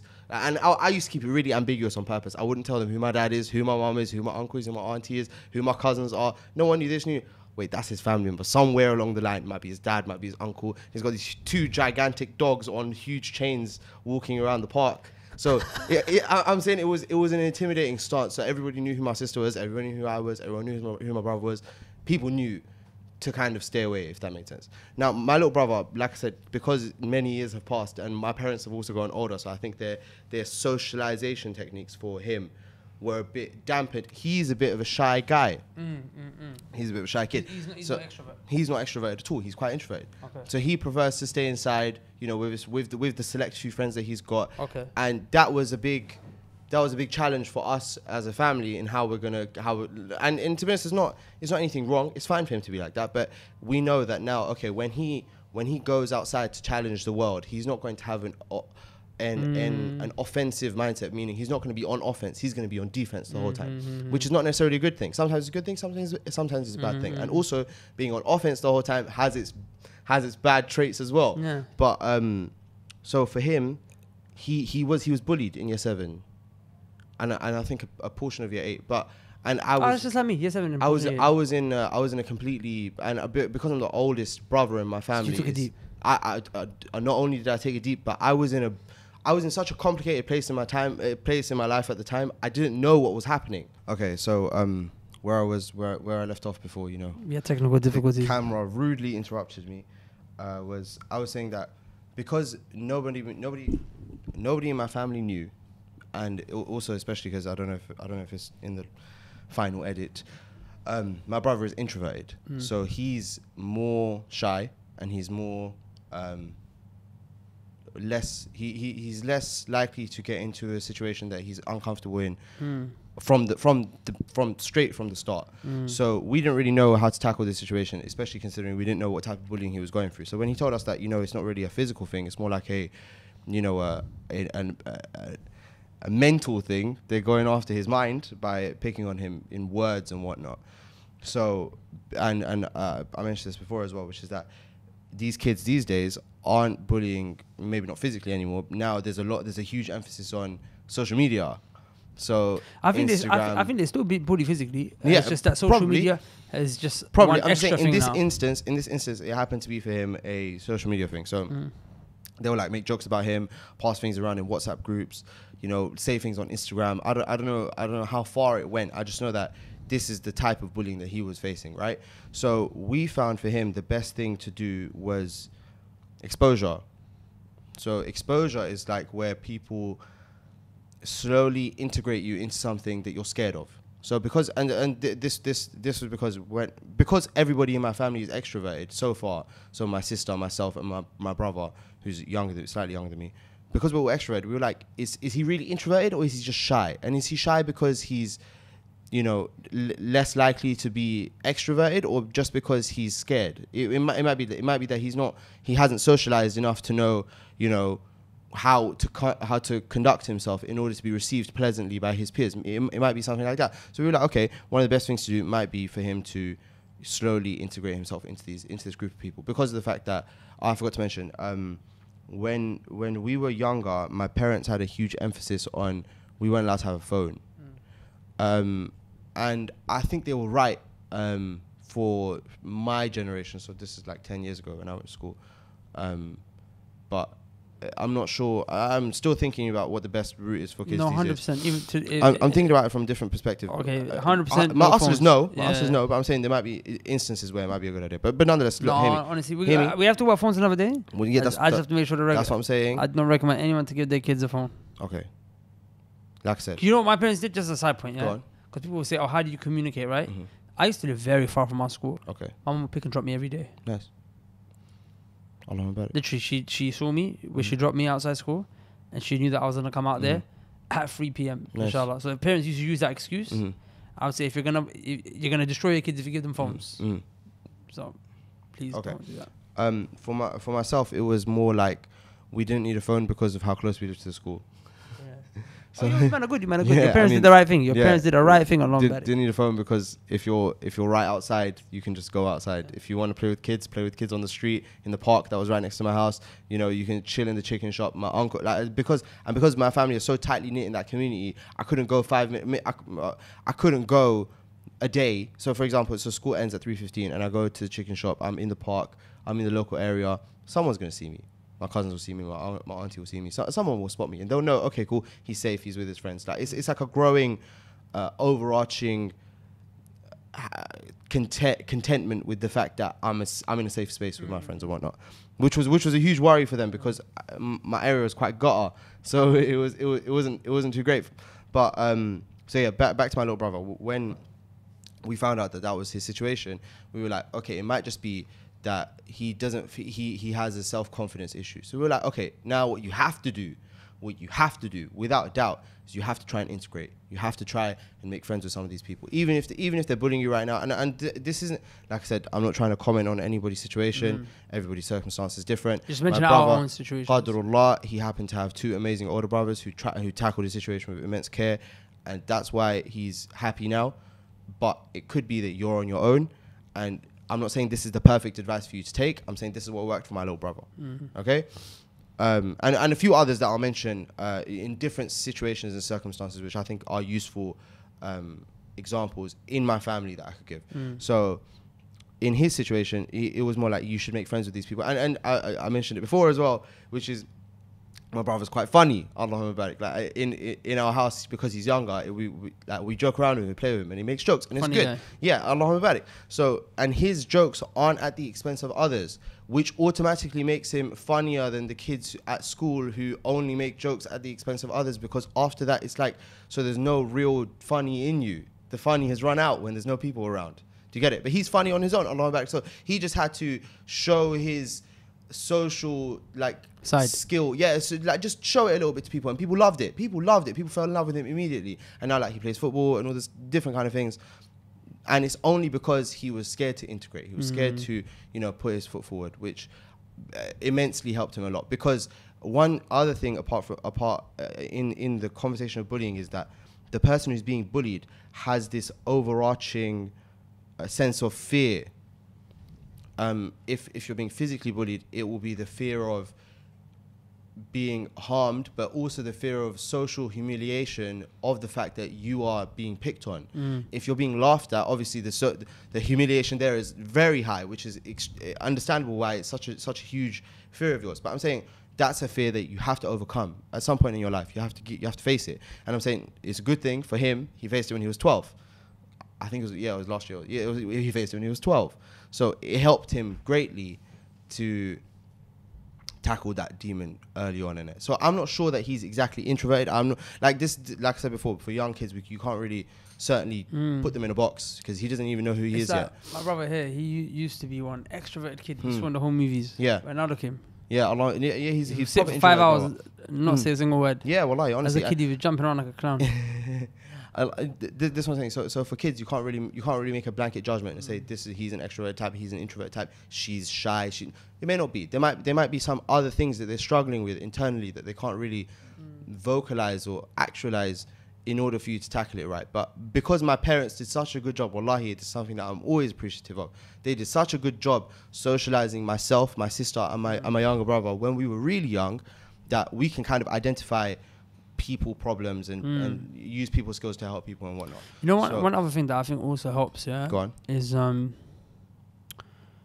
Is like exposing the kids to the world. Yeah, this is a really serious thing. In the sense where, like, for me, because in today's society, especially with the leftist approach to parenting, which is more along the lines of, everyone's wrong, the kid is right, the kid is perfect, everything's going to be alright. I'm going to protect the world from my son. It doesn't work like that. You can't. You actually can't. And if you try to, you're doing your son a disservice. You're doing your son or daughter a disservice, because there's going to be a day where they're going to have to face an adversary or a challenge that is bigger than them. Yeah. And you need to, and this is something that I guess in clinical psychology they tackle it a lot, which is the conversation that life is not about winning. Rather, life is not about blaming the game. You were dealt. I don't want to say dealt. You were given a set of trait qualities: the way you look, the country that your family is from, the place that you were born. All of these things they were given to you without your choosing. But for you to choose to be and I'm not saying that bullies choose to be victims. It's not the point I'm making. I sympathize with sorry, not bullies, the people who are being bullied. I sympathize with them entirely, because I understand that it's possible to be in a place that you don't see the light out of. I know I haven't been bullied, but I've been in the hole. I know that there is a place that you can go where there's no light. Or at least you believe that there's no light. And it's a dark place, man. So I'm saying I get that perspective, but for many people, the thing that you need to target, and especially for parents, this is why, for example, with my own parents, to be honest, I don't have to be too critical for my own parents, because Allah gave them really good insight. Really good insight on this. And I guess it's also because my dad is one of the youngest of his siblings, so he watched all of his siblings raise of their kids. So he kind of iterated, and because he's an introvert, he's more observant than others. So he silently watches the mistakes that other people make and knows not to make them with his own kids, which I guess why is me and my siblings ended up being the best from our group of siblings and whatnot. But I criticize a lot of parents when they take a how do I say, scared approach. So if you have a son, for example, I don't want to comment too much on if you have a daughter, because you have to socialize them differently. There's no absolute certain recipe for both. There is an absolute certain recipe for one, and there's an absolute certain recipe for another, depending on the child. But you can't say that you socialize both sons and daughters similarly. You don't. You have to socialize them differently. So for sons, you can't have this protective mindset over your son forever, and it's a bad thing if you do, because you're saving them from a really important experience, which is how to face and process a challenge bigger than them. So being a parent, you have 100% control over their environment. You choose where they go, you choose where they eat, you choose where they sleep, you choose who they spend time with, who they don't spend time with. Everything is your choice. So what's likely happened is you've chosen all of the easiest paths for them. You basically wrap them in cotton wool. Yeah, you've saved them from the world as much as you can. You know the problem with one of the problems, which is important at the start. You know, when they grow up and they actually do face the world. Yeah. Because I actually remember there was a girl that was not far from my area. And she was one of those girls who was wrapped in cotton wool her whole life. Yeah. When she went to college and she tasted the world, let's just say she got addicted. Yeah, it's a bad thing. It's a bad thing. And that's what happens, is that, the the poet said عرفت الشر لا للشر لكني توقيه ومن لم يعرف الخير من الشر يقع فيه. He said, I learned the evil not so I can do the evil, but that's so I can avoid it. Yeah. And then he said, whoever doesn't know the difference between good and evil will fall into the evil. Wallahi, that, oh my, I love that so much, because that's so true for that doesn't mean go do evil. It doesn't mean go. It doesn't mean, oh yeah, let me smoke a cigarette and try it. No, you need to be able to identify it. You need to be able to see it. You need to know it's there, yeah. Sahih, yeah. No, so what happens a lot with, so basically, as a parent, it's really important right at the start for you to protect your child from things. Really important. Right at the start, right at the beginning. But as soon as the kid becomes even a tiny bit social, you know, when the relationship between you and your parent, you and your child extends past that. So for example, if your son or daughter has a sibling and you're protecting them from each other, that's a really bad thing. No, don't do that. You've taught them how to interact with people above them, above their peer group. So they're a child and now they know how to interact with their parent.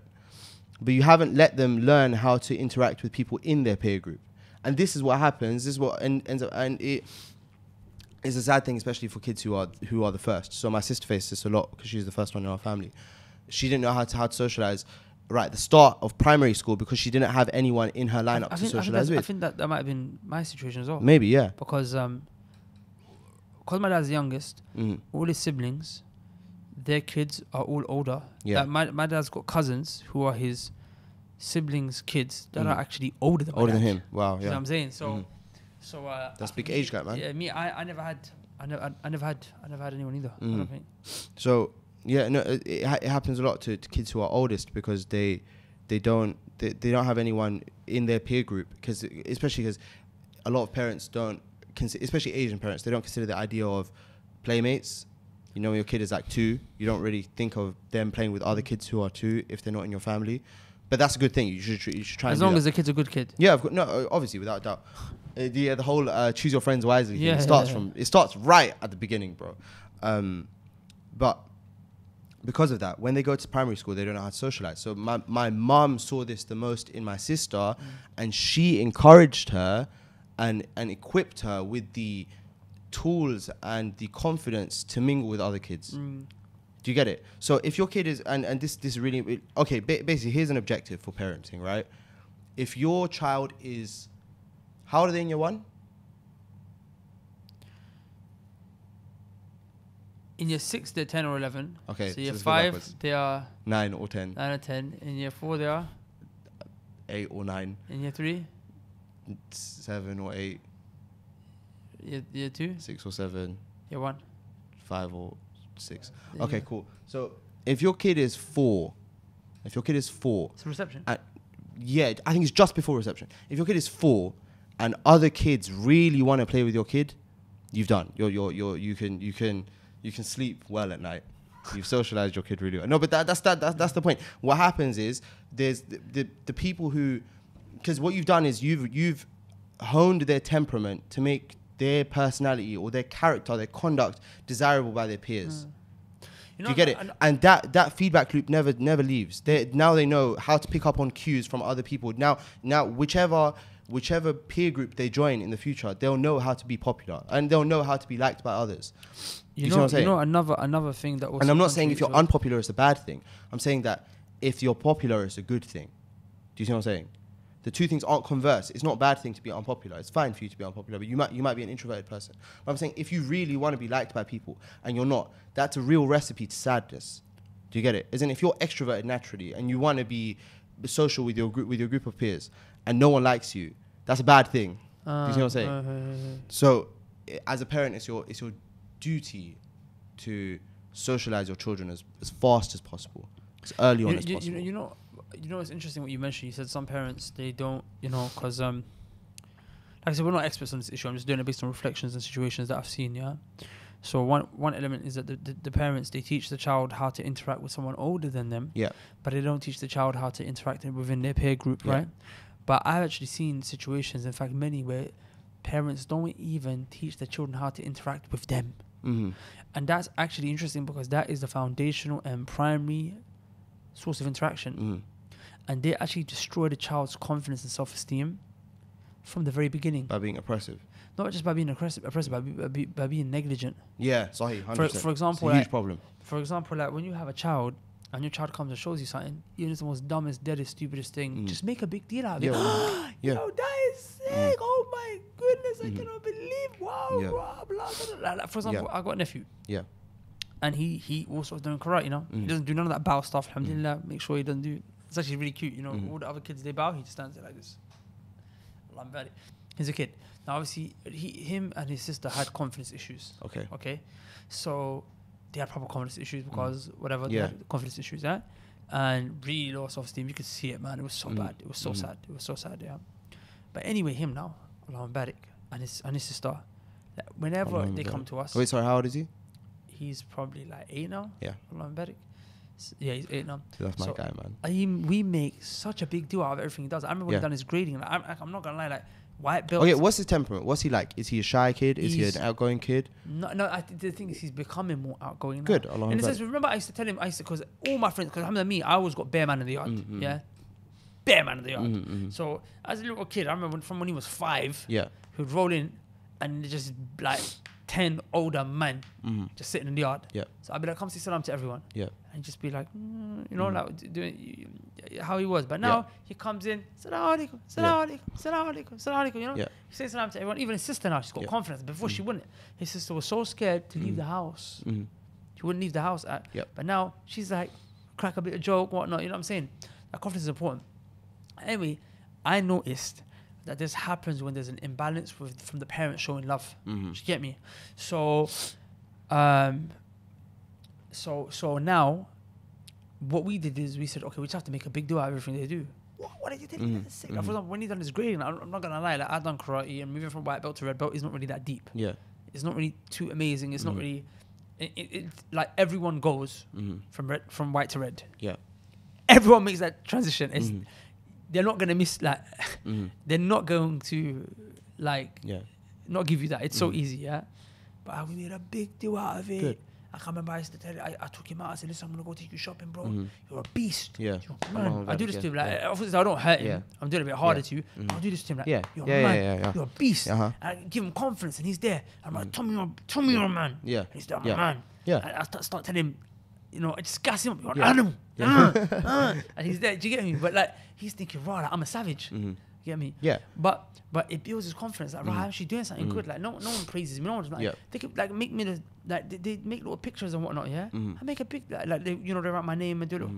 Yo, this is love. Like, I appreciate it. But some parents, it's like, okay, man, you can't please them. Yeah, not just you can't please them, but it's they don't even notice the little things their kids are doing.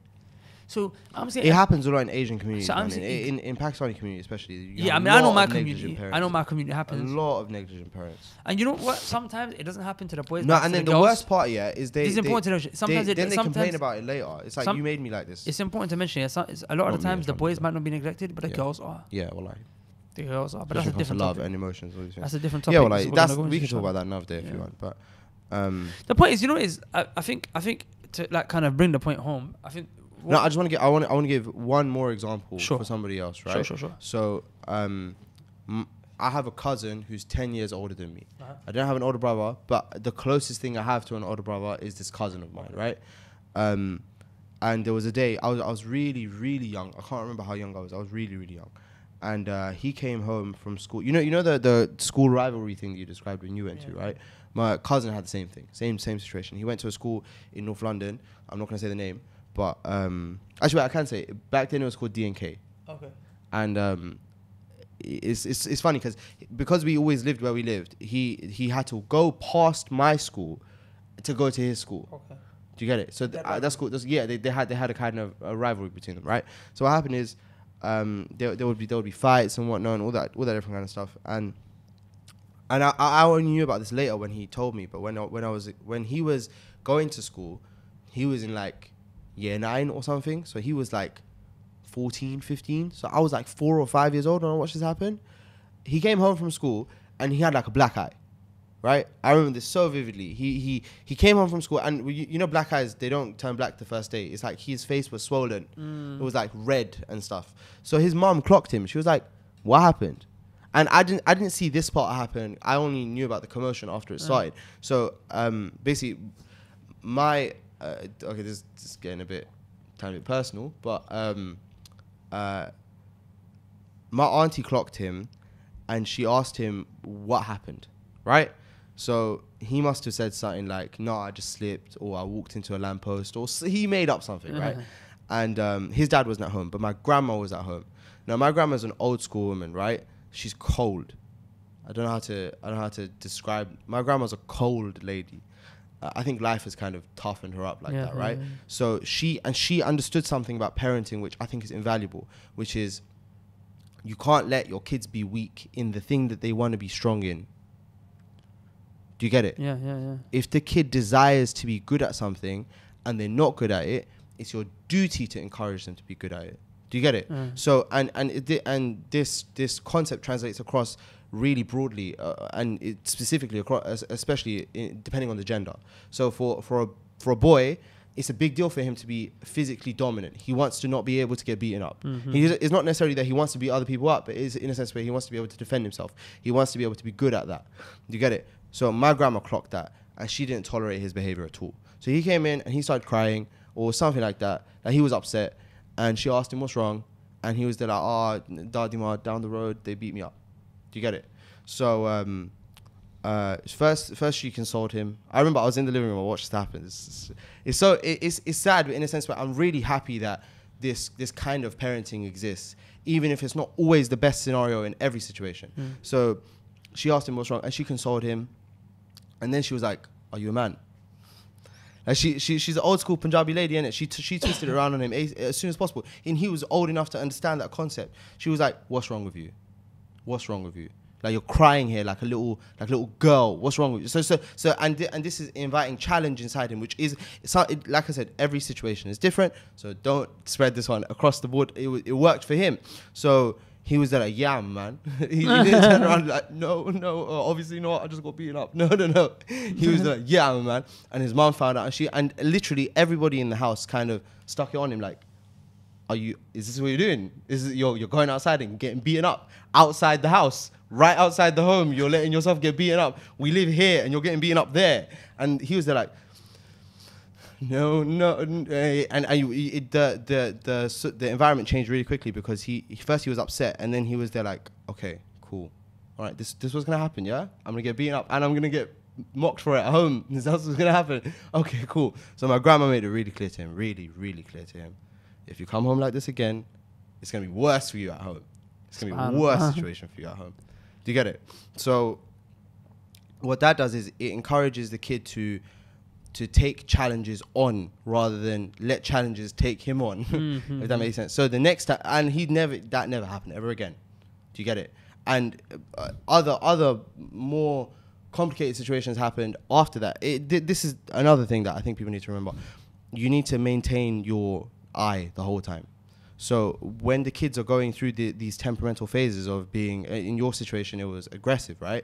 So, and that was a similar situation for my cousin. So he got tangled up into other things that stemmed from this, okay, when they say, "Oh, the heart khul gaya." Yeah. Do you get it? Like, as in the hands open. Yeah, or like the floodgates have opened. Yeah. It's like, okay, now what we're going to do, we have to control this guy. So that's what I'm saying. You have to maintain a consistent eye to see how the temperament is changing. If he's becoming more aggressive, if he's becoming more shy, whatever have you. The point is, you want to let your kid succeed in everything that he wants to be successful in, and that's it. That's the kind of where the temperament discussion goes in it. So for him, that never happened ever again. He was never upset. And the other thing is, it struck a chord throughout my whole family.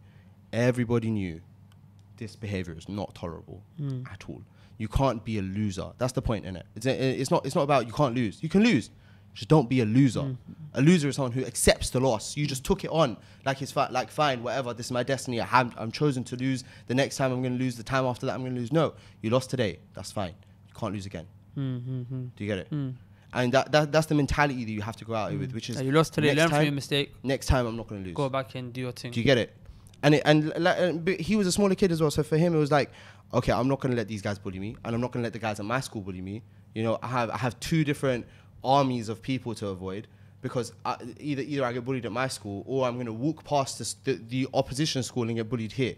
Do you see what I'm saying? So, yeah, he had a tough time in the physical arena, but it helped him being encouraged to take a stand against people who were trying to oppress him. Do you get it? Because at the end of the day, it's still a challenge. It's not a pleasant challenge. It's not a happy challenge. It's not like a game where you're playing the boss level. No, it's a hard challenge. You got a guy who really wants to put his fist in your face. Yeah, it's a hard one, but it's a challenge still, and you have to take that with its parameters for how you tackle a challenge. You know, the only difficulty now, which just come to my mind, is that concept of like, you know, back when we were kids, and I think your cousin maybe probably a little bit older than me. So even more so in his time, like, you know, if parents went out and said, go out, like my dad was saying, go out there and don't come back unless you throw a couple bangs, right? Even if you get bruised and get beaten up, I don't mind, as long as you come back. Yeah. And the mentality was, at the end of the day, it's just a couple bruises, man. Yeah. Like, it's good for him, it's character building. Problem is, actually, now you get stabbed though. Yeah. No, it's, yeah. Like, do you see my point? 100%. So for example, I just want to say that we're not encouraging. Like, I'm not saying that you should fight every single person that you meet. I'm saying that you should, especially bullying is different to the gang culture. I don't think I'm gonna put mixed bullying in there necessarily immediately. I'm talking about in school where you have a guy who's barging into you in the corridors, or like pulling your books out of your bag or throwing stuff at you in the classroom. I'm talking about things that are more in that scope. When you're talking about gang violence and knife crime, that's a different conversation. That's a different conversation, yeah. On another day. You know what is this conversation is really actually interesting, yeah, because it really has just shown how complex the situation is. Like I can't. I'm not putting any blame on the bully victims. My scrutiny and criticism will go to the people who are responsible for socializing the kid, which is to usually extent, the parents, and especially teachers as well. Some teachers are evil, you know that. They have no mind. They don't have the correct mind state about this either. Because remember, the goal today is not to remove this challenge from the kid. Do you get it? The goal is to equip the child with the tools to face challenges bigger than the kid forever. That's the whole point of school. Yeah. So and I'm saying, so some and like I said before, I'm not commenting on every situation. I just know that being brave is more important than being less scared. Yeah. Do you get it? No, I fully get it. Do you see the difference? Yeah. But I'm not telling you to be less scared, because being less scared is removing the adversary, removing the challenge is being less scared, because now you have less of a reason to be scared. I'm saying be more brave, be more willing, be more willing to take the challenge, because whether the kid likes it or not, when they leave school, and teachers say this a lot, but I guess they don't really translate they don't carry the message forward as clearly as it should be. Life is a whole series of games. It's a whole series of challenges. There's a challenge, and then there's another one way harder. There's a challenge, and there's another one way harder. So it's not our task to remove the challenges. It's our task to be more prepared, be more equipped to face them.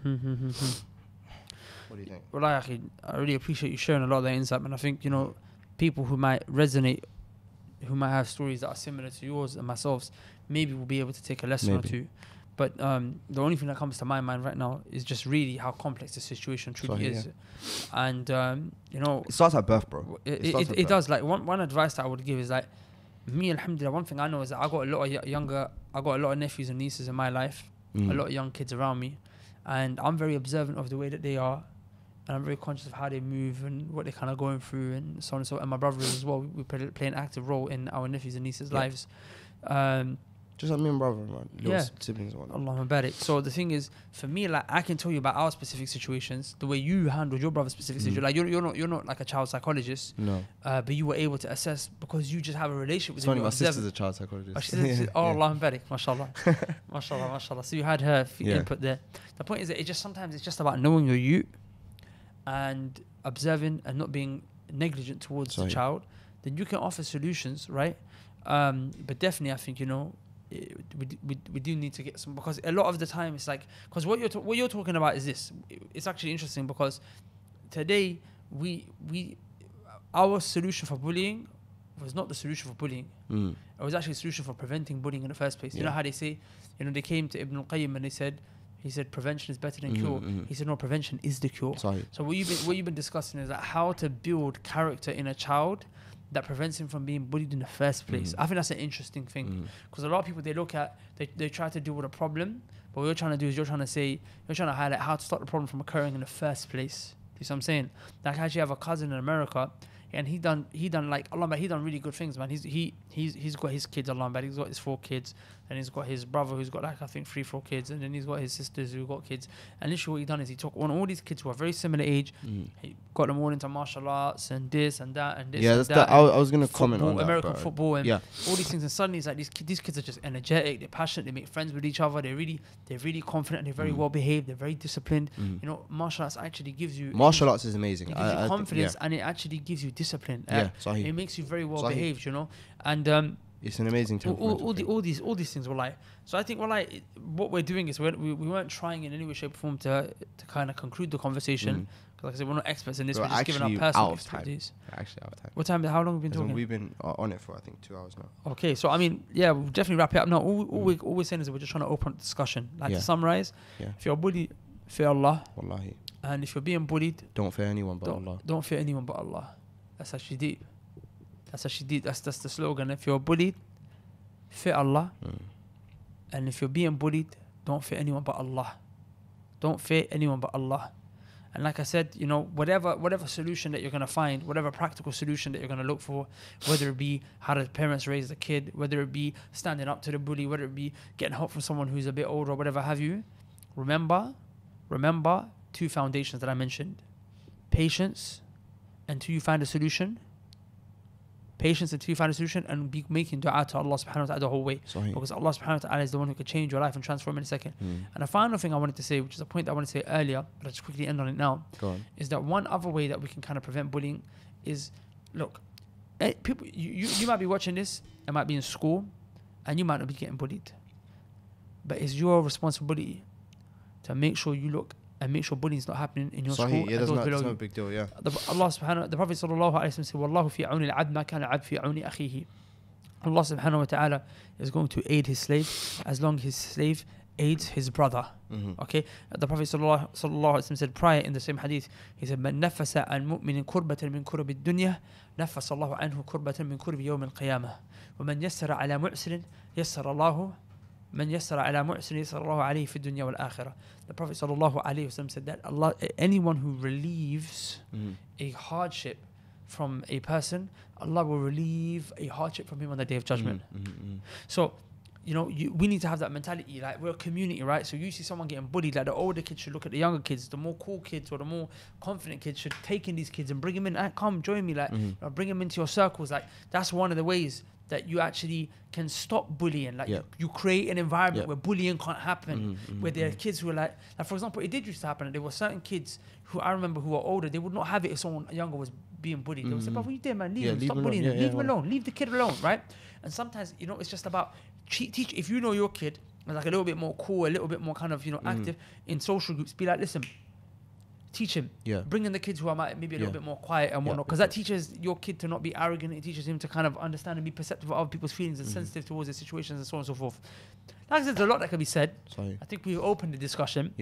I don't really see this discussion taking place a lot. You know, I want to. Like, I see it taking place in a vacuum and in little posters and little campaigns, but like in a practical way, I've never really seen someone talking about this concept of bullying. So we're just trying to start the discussion. We're not trying to close it. Now it's for you guys to carry it on, inshallah. I'm going to remind you that myself and you as well, I'm not making a blanket statement about child psychology or bullying or anything like that as a whole. I'm just giving anecdotal experience. Yeah, literally, we're just talking about ourselves. And what I think are the maybe underlying principles behind them, which those things, underlying principles, might be able to be translated over. You might be able to carry that over into a different situation, but not the actual things that happen. Okay. With that said, gonna have to love you and leave you. Oh, he's taking my bars again. As man taking my bars again. All right. You're gonna make me stop loving you, and then I'm gonna leave you. سبحانك اللهم وبحمدك أشهد أن لا إله إلا أنت أستغفرك وأتوب إليك. السلام عليكم. Hey guys, I really hope that you benefited from that video. Before you go, I want to ask you a really important question. Have you guys ever thought about studying Islam and seeking knowledge? If not, then I want you to reflect upon this hadith of the Prophet sallallahu alaihi wasallam. The Prophet said that seeking knowledge is obligatory upon every single Muslim. Of course, that doesn't mean you have to be a scholar, but you have to know the basics in order for you to be the best possible slave and worshipper of Allah that you can possibly be. So we decided to provide a solution for this. You see, many people want to study, but they don't have the means or the resources to do so. So we set up an online institute called the Knowledge College, where you can study Islam from the comfort of your own home. So if you want more information on the Knowledge College and you'd like to sign up, go to the link below, check out the website, and hopefully we'll see you on the other side. Assalamu alaikum.